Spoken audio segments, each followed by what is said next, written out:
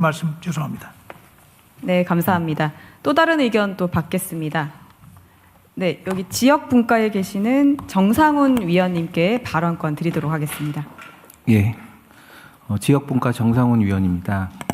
저는 사회생활 크게 보면 3분의 1은 기업에서 일을 했고요. 그리고 3분의 1은 시민사회에서 일을 했습니다. 그리고 나머지 3분의 1은 중앙정부에서 정부혁신 관련된 일을 하고 그다음에 지방연구원에서 ESG 연구를 좀 했었는데요. 지금은 사회연대경제 최초로 상장을 준비하고 있는 창업교육을 하는 유디임팩트라는 데서 경영고문으로 같이 일을 하고 있습니다.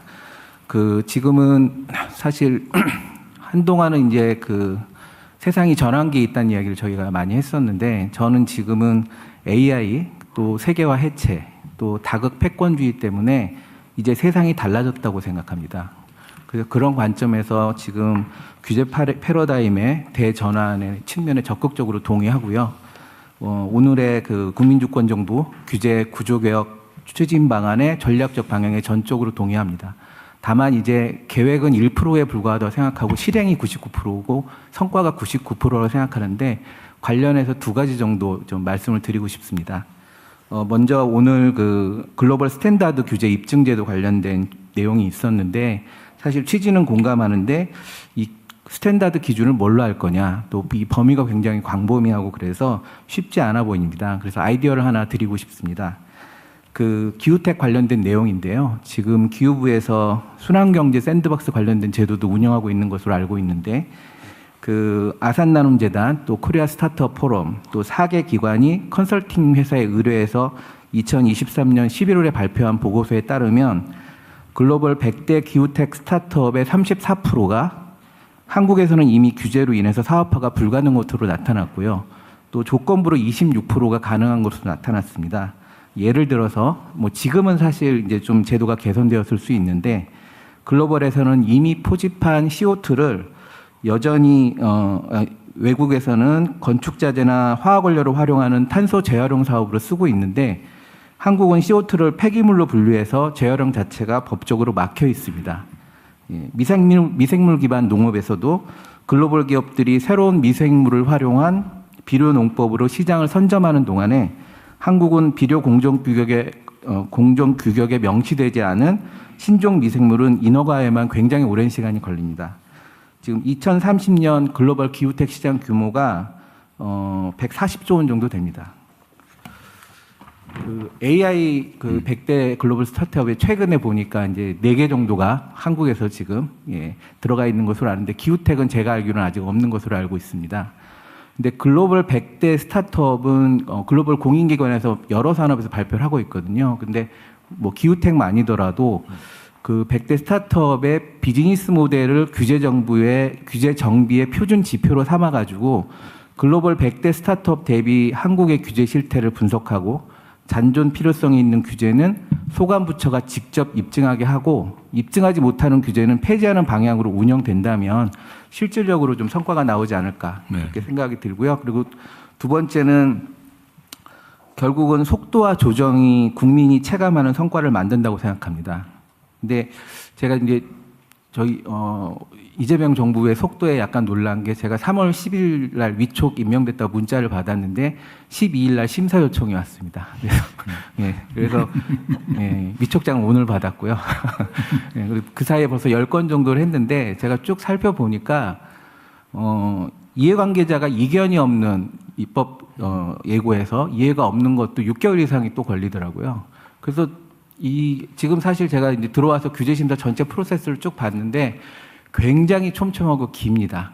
너무 당연한 얘기기도 하지만 이해관계자 없거나 이 전체 프로세스를 좀 살펴서 좀 단축할 수 있거나 속도를 얼마나 빨리 낼 수 있을지도 굉장히 중요하다고 생각이 들거든요. 그래서 예를 들면은 애플이나 테슬라나 또 자라 같은 기업 같은 경우 보면 자라를 보면 보통 6개월에서 2년 정도 옷이 출시되는데 시간이 걸리는데 제품 설계 자체를 완전히 압축을 시켜가지고 2주 만에 옷들을 출시할 수 있게 그렇게 지금 소위 말해서 동시 병행 설계 방법론을 통해 가지고 애플도 마찬가지고요. 그래서 빠르게 제품을 만들어내기도 합니다. 그래서 정책 입안이 대충 구체화된 초기 시기에 사전 쟁점 확인 절차를 만들어서 규제위, 그 다음에 뭐 규제 영향 분석 담당 연구자, 뭐 그 기타 부처들이 하루 정도만 모여서 어떤 게 주요 쟁점이 될지만 좀 확인할 수 있으면 좋겠다, 이런 생각이 들고요.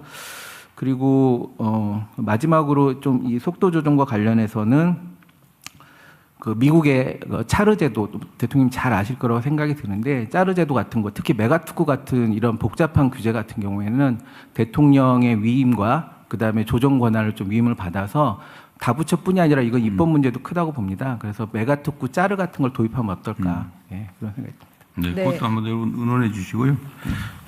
저 박용진 부위원장이 하실 말씀 있나 본데. 네. 예, 감사합니다. 대통령님께서 앞서 말씀해 주신 우리 규제합리화위원회의 이제 프로세스 관련해서요. 자칫 잘못하면 국민들께서는 거창하게 조직 만들고 대통령이 직접 위원장을 맡았는데 뭐 그냥 하나만한 얘기만 하다가 흩어지는 회의체가 되지 않으려면 대통령님께서 말씀하신 그 피드백 관련한 거를 국무조정실에서 잘 좀 챙겨서 우리 민간 위원들께도 잘 좀 전달해 주셨으면 감사하겠다는 말씀 드리고요. 저도 지금 말씀해 주신 우리 이제 과제와 관련해서 제일 눈에 띄는 게 국민들이 체감하는 그 적극행정 분야이거든요. 한 가지 말씀을 드리면 실제 다들 잘 아시겠습니다만 이른바 낙태죄가 헌법 불합치로 규정한 이제 결정난 지가 헌재에서 결정난 지가 7년이 지났습니다. 근데 사실 부끄러운 일입니다만 저도 있었던 국회에서 지난 7년 동안 전혀 그 대체입법을 만들지 못하고 논의 결정을 내지 못하고 있는 상태이긴 합니다. 근데 그러는 사이에 그 초기 임신의 중지와 관련된 약물 도입에 대해서 이 식약처가 계속 금지하고 있습니다. 근데 이 약물은 다들 아시는 것처럼 세계 100여 국가에서 이미 허용을 하고 있고 또 WHO에서는 필수 의약품으로 규정을 하고 있습니다. 그리고 심지어 아직 관련법이 되어 있지 않아서 못한다라고 하는 식약처가 이렇게 로펌 등 7곳에 의견을 물었는데 관련법이 개정되지 않더라도 약물 허용은 충분히 가능하다라는 의견을 받았음에도 불구하고 식약처가 하고 있지 않은 이유는 제가 볼 때는 아마 적극 행정을 했을 때 이게 닥쳐오는 뒤책임, 누가 져야 되는지에 대한 두려움, 걱정 이런 것들이 있기 때문 아닐까 싶습니다. 오늘 이제 이 자리에는 식약처에서는 안 나와 오셨습니다만 우리 보건복지부 장관님도 계시고 하니까 이 문제에 대한 논란은 잘 아실 테고요. 이미 할 수 있는 일인데 하고 있지 않은 거라면 사실은 소리 없는 강력한 규제가 될 수도 있거든요. 국민들이 볼 때는 답답하고 불법 유통 그리고 약물 오남용에 의한 피해, 2차, 3차 피해 등등이 있기 때문에 이 부분에 대해서 좀 적극적으로 검토하고 해결해 나가는 것, 그리고 두 번째로는 관련된 어떤 면책 관련한 가이드라인이 좀 분명해졌으면 좋겠다. 전체 부처, 식약처뿐만 아니라 모든 부처에서. 그래야 적극 행정이 가능하지 않겠느냐라고 하는 말씀 드리겠습니다.